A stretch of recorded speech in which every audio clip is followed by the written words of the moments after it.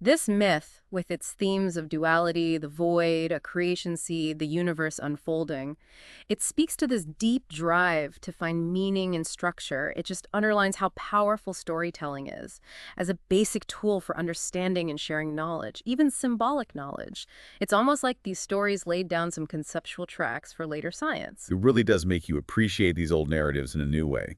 Now, shifting gears slightly, you also shared material on specific ancient duck myths, mainly among Uralic and northern peoples. Here, the duck isn't just part of an allegory, it's central to creation itself in these cultures. Right.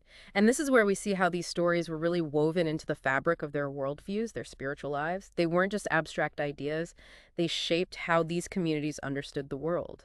The earth diver motif is huge here. So what now? The earth diver, a common story element where a creature, often a bird, dives into primordial waters to bring up the first bit of land. Ah, like in the two-duck allegory, but more specific. Exactly. Among the Komi and Udmurt people, for instance, their creator figure, Yen, sends a loon, which is basically a type of diving duck, down into the water for mud. It often takes a few tries. Perseverance. Right. And there's often this detail about the loon's white breast getting stained black in the process, adds a symbolic layer maybe about darkness or imperfection entering the world. Fascinating how those little details carry meaning. And the Mansi people had a similar story. Very similar. Their sky god, Numitorum, sends a duck. Again, multiple dives needed before it brings back that tiny bit of mud that becomes the earth. And you mentioned the black and white plumage being significant there, too. Yes, often symbolizing that fundamental balance of light and darkness, just like in the allegory we discussed. It shows these stories weren't just what happened, but also about the underlying principles of the universe they perceived. Moving across Siberia, we find the Ket people. They have a flood myth where a duck helps rebirth the world. Yes, after a great destruction, a divine duck dives to retrieve soil, allowing the world to be renewed. It's the duck as a figure of hope, of starting over. And that one has shamanic connections. Strongly. The duck's dive into the depths is often mirrored in shamanic rituals like spirit journeys to the underworld.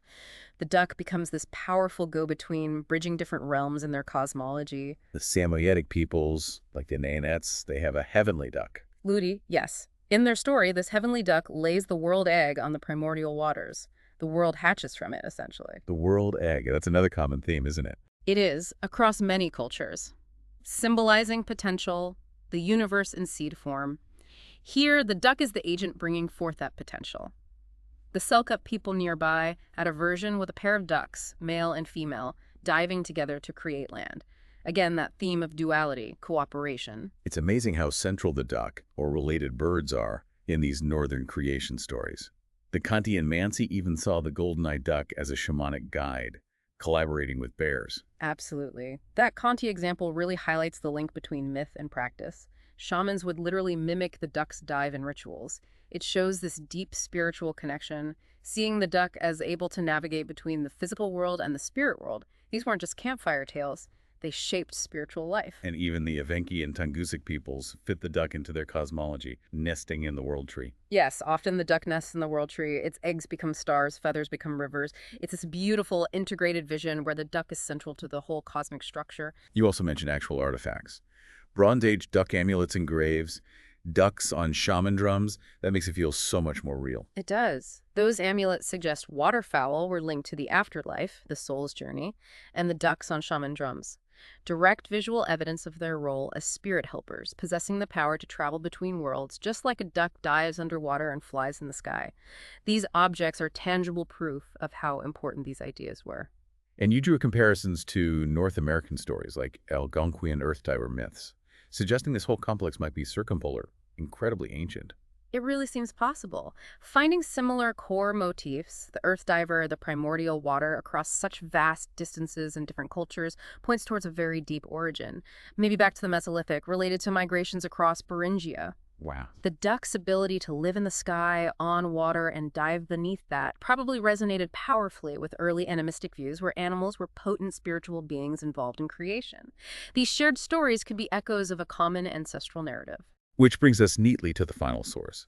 Focusing specifically on those parallels between Finno-Ugric and Native American myths, this duck archetype, The Earth diver seems key. It's a major connecting thread. We see it clearly in Finno-Ugric stories, Komi, Udmurt, Khanty, Mansi, and also in many indigenous North American traditions like the Algonquian, where maybe it's a muskrat, or the Iroquois, where a duck or turtle might dive.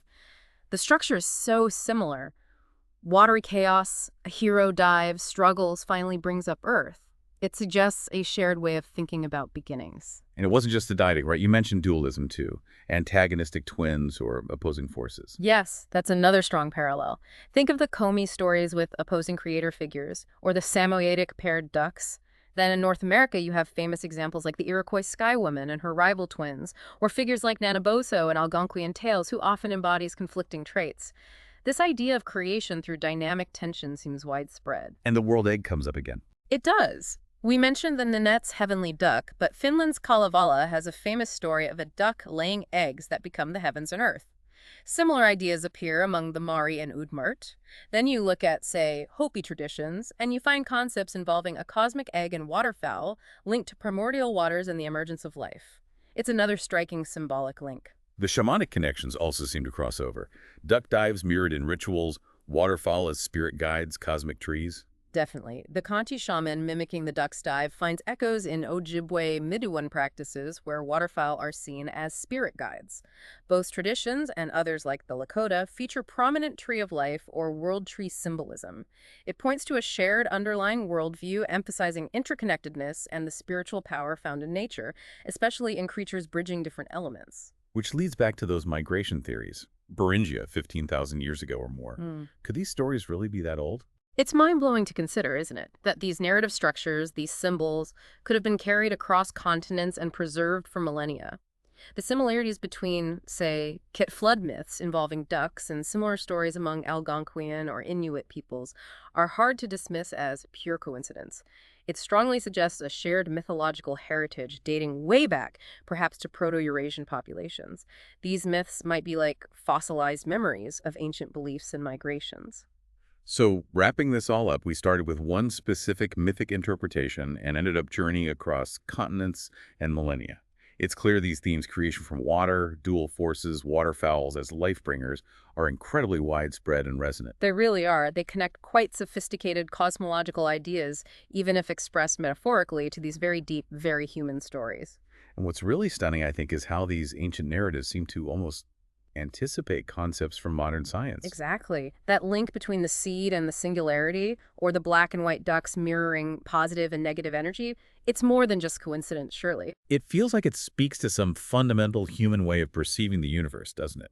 Trying to find patterns, meaning, and then expressing it through story long before equations came along. Absolutely. The very act of telling these stories was, in itself, a way of trying to understand, to make sense of the cosmos and our place in it. Think about that. These ancient myths, diving ducks, cosmic eggs, they might genuinely be our earliest attempts at crafting a theory of everything, just using metaphor instead of math. What does it say about us, about the human mind, that we find such consistent patterns in these stories across cultures and time?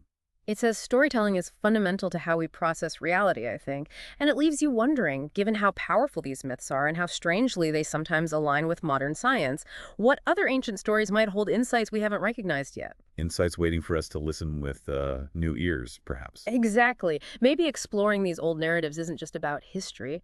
Maybe it offers fresh perspectives on the big mysteries science is still exploring today.